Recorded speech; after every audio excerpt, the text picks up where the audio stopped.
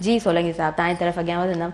सीता जो थोरो ज़िक्र कंदासीं ऐं उन वक़्त जो असां ज़िक्र कंदासीं जंहिं वक़्तु उहो स्टेज उरूज ते हुयो, उन वक़्त खे कीअं ॾिठो अव्हां?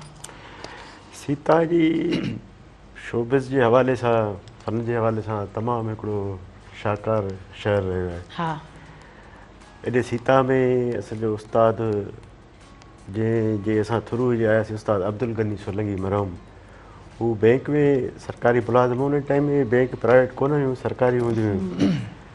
पोइ हू सीता जे भरिसां हिकिड़ो क़दीमी शहर आहे पाट शरीफ़, शायदि साईं बि ॿुधो हूंदो, तव्हां बि ॿुधो हूंदो। उन जे भरिसां दुबी शहर हो, उन सां हुनजो तालुक़ु हो। पोइ हू ॿाराड़ी छॾे सीता में जेॾी महिल माइग्रेट थी आयो त जीअं सम्झो त उनजे माइग्रेट थियण सां सीता फ़न जे हिकिड़े उरूज ते वञी पहुतो। सही। हुन काफ़ी पंहिंजा शागिर्द उते पैदा कया ऐं हर महीने, ॿिए महीने, टे महीने का न का एक्टिविटी फ़न जे हवाले सां ईंदी। पोइ उते मुख़्तलिफ़ सॼी सिंध मां उन टाइम जा जेके सुपर स्टार आहे, मरहूम खमीसो ख़ान जा वरी फिल्म स्टार हुयो, उन सां ख़ुदि असां बि कमु कयो हिकिड़े प्ले में। मरहूम क़ुर्बान अंजुम साहिबु जेको सिंधी फिल्मुनि जो हीरो हूंदो हो, उहो असांजो जेको हींअर मौजूदु आहे वॾो नालो आहे राइटर अनवर शाद साहिबु, उन बि अचे गनी जी सोबत जे करे सीता में अचे डेरो ॼमायो। पोइ काफ़ी जीअं सम्झो त सीता जा अदाकार, आर्टिस्ट, डायरेक्टर्स पोइ सॼी सिंध में पखिड़िजी विया। सॼी सिंध में पोइ उन्हनि इवन कराची ताईं बि सीता जी टीम ड्रामो कढी हुई, कराची आर्ट काउंसिल बि।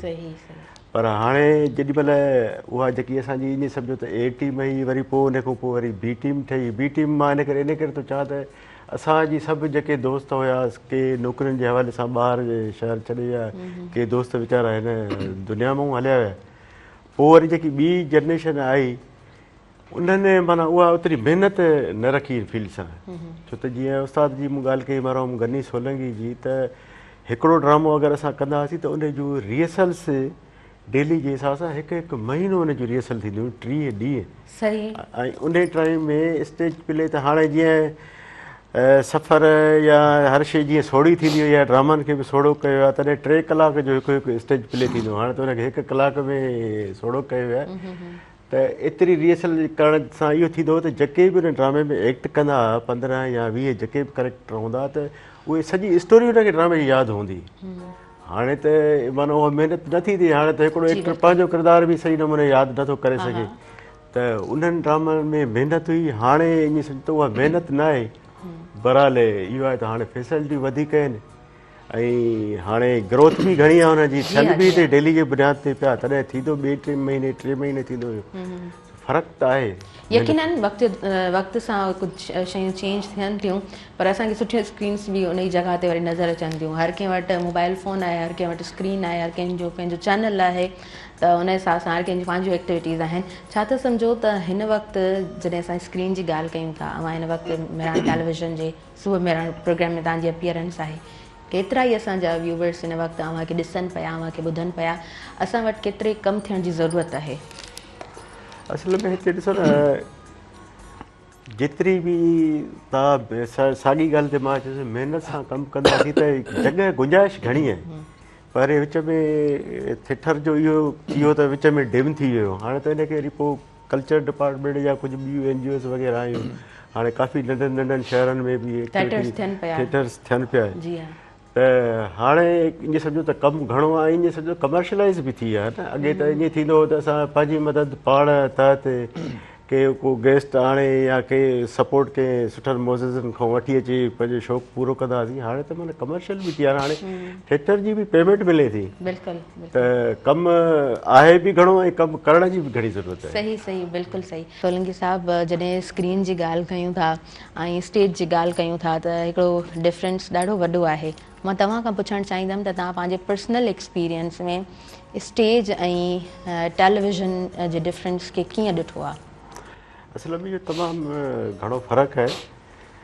ऐं स्टेज जेको आर्टिस्ट आहे जी, उहो त TV स्क्रीन ते बि कमु करे सघे थो, फिल्म स्क्रीन ते बि कमु करे सघे थो। पर मां चवांसि जेको TV आर्टिस्ट आहे उहो वरी स्टेज स्क्रीन ते कमु नथो करे सघे। जेको लाइव परफॉर्मेंस आहे, यादि करण जो असल में ॾिसो न, मेमोरीज़ बि माण्हू जी हूंदी आहे, कंहिंजी कमज़ोर हूंदी आहे, कंहिंजी ज़्यादा हूंदी आहे। ऐं जेको हज़ारे ऑडियंस साम्हूं वेठी आहे उन जे आॾो त ज़ाहिर आहे कोई माण्हू परफॉर्म करे सघे थो। टीवी जो आर्टिस्ट आॾो ऑडियंस जे आॾो नथो परफॉर्म करे सघे। ऐं फ़र्क़ु ॿियो इहो आहे त जेकी थिएटर जी आहे मोट तव्हांखे उहा उते ऑन दी स्पॉट मिले थी। तव्हां ॻाल्हाइण दौरान ई तव्हांखे फील कंदो पब्लिक जी मूवमेंट मां, पब्लिक जी क्लैपिंग मां। जेकॾहिं तव्हां को कॉमेडी लफ़्ज़ ॻाल्हायो त पब्लिक लाफ्टर ॾिनो त तव्हांखे ख़बर पइजी त पब्लिक इन शइ खे इंजॉय कयो आहे। जेकॾहिं को विलन जो किरदारु करे थो ऐं पब्लिक उन खे उन हिसाब सां बिहेव करे थी त मां उनजी लाइव उते जो उते तव्हांखे मोट मिली वेंदी आहे। पर जॾहिं टीवी जो को ड्रामो हले थो उहो जॾहिं पब्लिक ताईं पहुचे उन खां पोइ वरी जॾहिं तव्हां किथे मार्केट में या पंहिंजा व्यूअर्स वग़ैरह ॾिसंदो पोइ ई तव्हांखे ख़बर पइजी थी वञे। यकीनन तव्हां बिल्कुलु सही पिया चओ। अव्हां घणो किथे इंजॉय कंदा आहियो, हुन रिकॉर्डिंग में इंजॉय कंदा आहियो या स्टेज खे घणो इंजॉय कयो अॼु ॾींहं ताईं? न, स्टेज ते मां त शुरू खां वठी करे स्टेज खे घणो टाइम बि ॾिनो आहे ऐं मूंखे स्टेज ते ई घणो कमु कंदे मज़ो ईंदो आहे। बाक़ी मूं कमु त हाणे टेलीविज़न ते बि कयो आहे, फिल्म बि जीअं तव्हांखे ॿुधायां हीअ असांजी ॿी फिल्म हीअ अचे पई। पर जेको मज़ो आहे न स्टेज जो पंहिंजो मज़ो आहे। सही। ऐं लास्ट टाइम कहिड़ो स्टेज तव्हां प्ले कयो आहे, कहिड़ो ड्रामा हुयो, छा हुयो?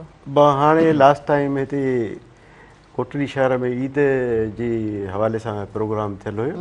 उतो जी आर्ट काउंसिल हुई लोकल। माना वेझड़ में कयो आहे? वेझड़ में माना ईद जी चौथे ॾींहं ते या पंजे ॾींहं ते। अच्छा। जेको लास्ट तव्हां लास्ट पिया पुछो जी जी हा, उन जे हवाले सां। ऐं उन में बि काफ़ी माना उहो मज़ा प्रोग्राम हो जंहिंमें असांजी सीनियर आर्टिस्ट आपा नसरीन नाज़ बि हुई हुन में मौजूदु हुई ऐं असांजो अब्दुल्ला मला बि हुयो।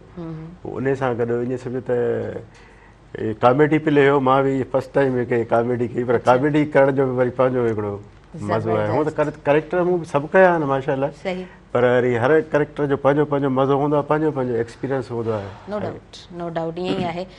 तव्हां सीनियर एक्ट्रेस जी ॻाल्हि कई आपा नसरीन जी, उन खां अलावा मां चाहींदसि त तव्हां पंहिंजनि सीनियर्स खे यादि कयो, कंहिं सां कमु कयो, कंहिं सां कमु करण जी ख़्वाहिश हुई ऐं उन सां कमु करण जो मौक़ो मिलियो? असल में हींअर त मिस असां उन्हनि खे कयूं था जेके असांजा सीनियर्स हलिया विया आहिनि। ऐं हीअ जेको हींअर इलेक्ट्रॉनिक माना छा जीअरे क़दुरु न हूंदो आहे छा? हा, ईअं ई आहे। ईअं ई आहे त असल में जहिड़े क़दुरु कंहिंजो बि न हूंदो आहे, वञण खां पोइ ई क़दुरु थींदो आहे। जीअं सवेर बि मां पंहिंजे मरहूम उस्ताद अब्दुल गनी सोलंकी जी हवाले सां ॻाल्हि कढी हुई। उन बि हिते मेराण ते बि कमु कयो, मुख़्तलिफ़ ॿियनि सिंधी चैनलनि ते बि कमु कयो, पर उन टाइम खां पोइ फौरन ई हू हिन दुनिया मां हलिया विया। ऐं हींअर माना हुजे हा मरहूम त ज़ाहिर आहे उन सां हसरत हुई अञा कमु करण जी वधीक। बाक़ी जेॾी महिल हिते मां नौकिरी जे हवाले सां 2022 खां वठी हिते हैदराबाद में मां मौजूदु आहियां ऐं उन टाइम 22 खां पोइ वरी 4 साल खां पोइ ई मां मेराण ते वरी तव्हां मौक़ो मिलियो आहे हिते भाऊ मुर्तज़ा जी महिरबानी सां। त हिते अचण सां बि मूं सीनियर आर्टिस्ट मुहतरम इसराइल करारी साहिब सां बि कमु कयो, मंजूर मुराद साहिब जेके हैदराबाद जा वॾा नाला आहिनि, ईसाणी साहिबु आहे, सभिनी सां कमु कयो आहे। माशाल्लाह हीउ हिकिड़ो अहिड़ो शहरु आहे हिते एॾी त ईअं सम्झो त मीडिया जो कमु थिए पियो जेको मूंखे किथे ॿिए हंधि नज़र कोन आयो आहे। ऐं अञा ख़्वाहिश आहे त इन्हनि सां ई वरी दुबारा वरी अञा वधीक कमु कयां। सही, इंशाअल्लाह इंशाअल्लाह।